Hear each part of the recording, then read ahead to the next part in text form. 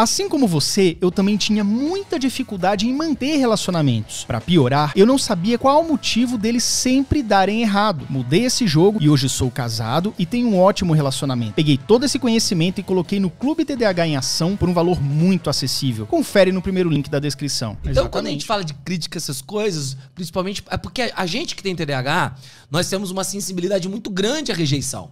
Né? A dificuldade de se autorregular é muito grande. Então você pensa, a gente tá falando aqui, pessoal, de crítica na internet, mas pega isso que a gente tá falando para qualquer projeto que você esteja levando, tá? Teu projeto na faculdade, teu projeto no trabalho, qualquer coisa. É que o nosso projeto hoje é na internet, né? Então vamos falar da nossa dor. Transforme isso pro que você tá tendo dificuldade. Entenda que é o seguinte, a grande dificuldade, geralmente, por exemplo, quando vem uma crítica dessa, você tem que se perguntar de quem tá vindo. Antes, qualquer coisa, eu ficava mal. Eu ficava... Né? Por quê? Você já tem um transtorno. Vai ser natural que você vai sentir mais do que as outras pessoas. Nossa, mais uma crítica. Isso, entendeu? você vai sentir mais. Só que se você não souber remediar aquilo, né? Lidar com aquilo ali, pra você continuar, vai ser mais um projeto que você vai abandonar. Então, aí que tá. Quando eu comecei a me perguntar de quem tá vindo, eu fui olhar, né? Você deve ter olhado.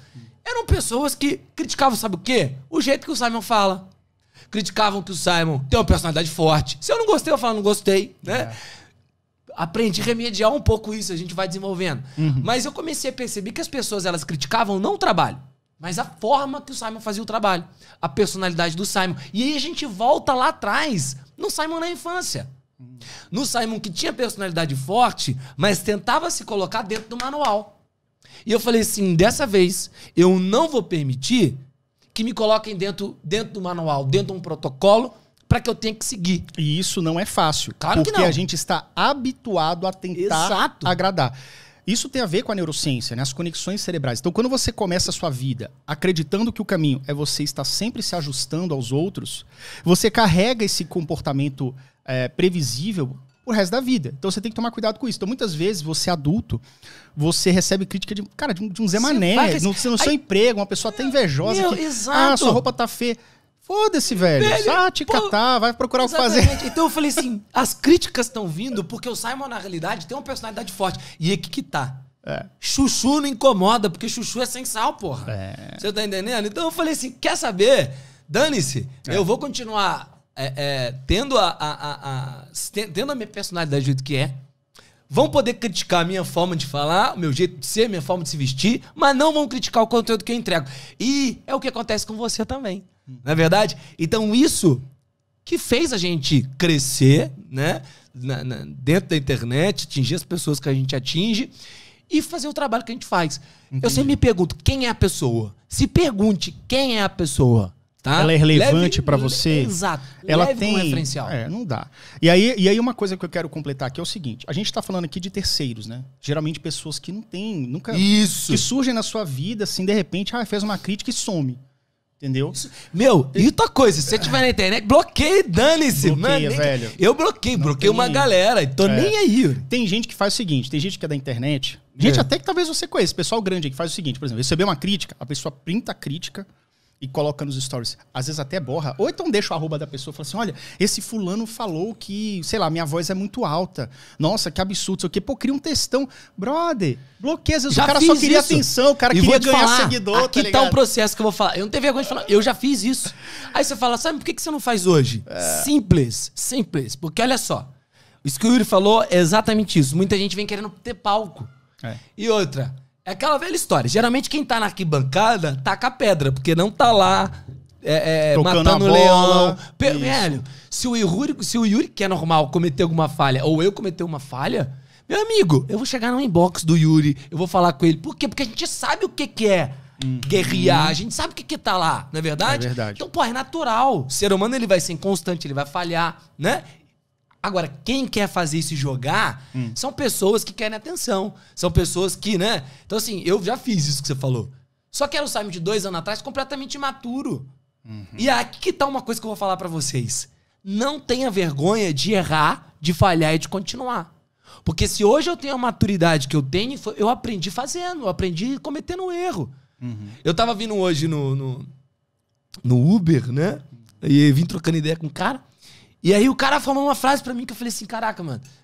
vou falar essa frase no podcast. Não, vou falar sobre isso no podcast, porque vai chegar com certeza um momento, né? Vamos falar muita coisa. Ele falou assim, se eu errar e já falhar uma vez, eu já abandono tudo, porque não é dessa forma. Eu sou muito pragmático. Eu falei, cara, eu pensei assim, velho, agir dessa maneira e ser dessa maneira é a pior coisa que qualquer pessoa pode ter. E ninguém nasce sabendo tudo. Não, pô. Você tem quantos anos de projeto? Cara, começou final de 2015. Então deve ter uns 6 anos. Vai fazer 7? 7. O meu tem 2 anos e meio, 3 anos. Uhum. Então, olha só. Nesses 7 anos teu, quantas besteiras tu já falou ainda mais lá atrás? Nossa, muito. Meus primeiros vídeos, cara.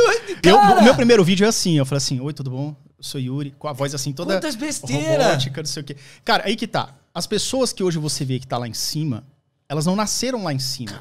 Só que é o seguinte, isso aí que o Simon falou tem tudo a ver, porque para você ter uma pegada boa naquilo que você fala, para você ter um entendimento legal, para você aprender a assimilar o conteúdo, você tem que tentar e errar, você tem que fazer.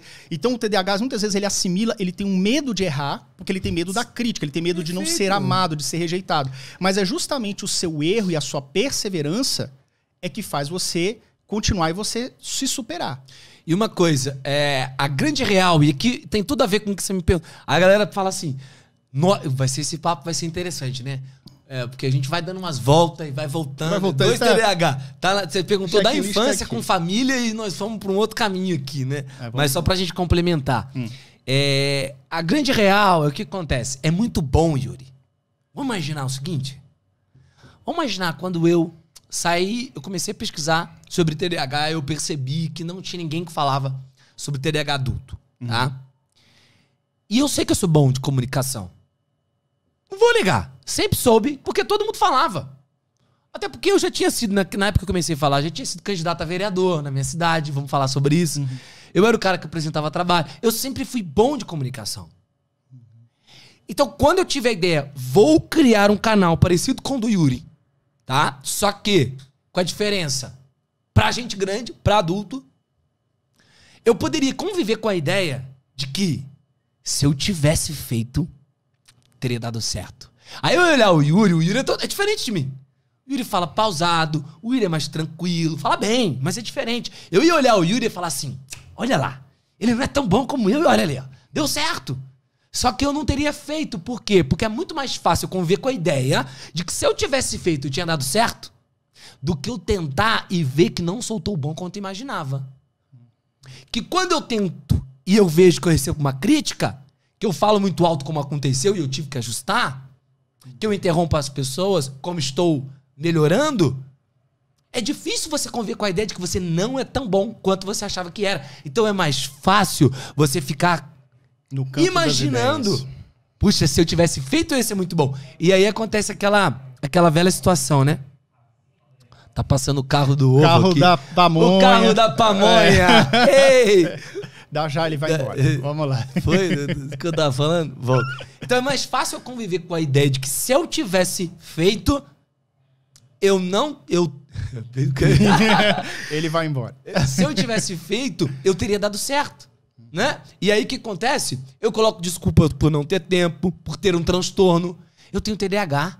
Né? Ah, não vai dar certo porque eu tenho isso, que eu tenho aquilo. E coloca como uma desculpa. E coloca como... A verdade é essa. Com uma muleta. Com uma desculpa. O Simon veio pro campo e eu percebi que eu não era tão bom de comunicação quando eu achava. O Simon veio pro campo e eu percebi que... E foi isso que permitiu você evoluir. Pô. E aí entra na parte que a gente falou. Eu comecei a criar o que o TDAH demora a desenvolver, né? Que é criar maturidade.